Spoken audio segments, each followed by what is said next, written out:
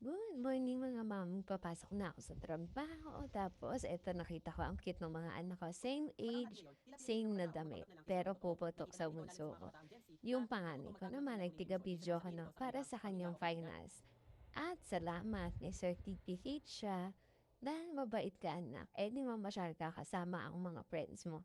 I-enjoy mo lahat yan.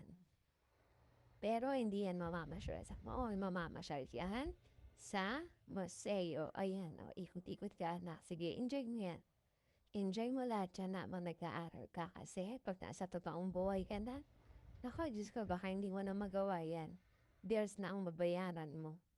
Thank you nga pala sa pasalubong, anak. Sa opisina naman, naman bilib ako sa friend namin, multitask. Ganda-gandahan nga pa na ang labanan dyan. Hindi ko naman alam na maliligaw kami o ligaw na kami kakahanap ng restaurant.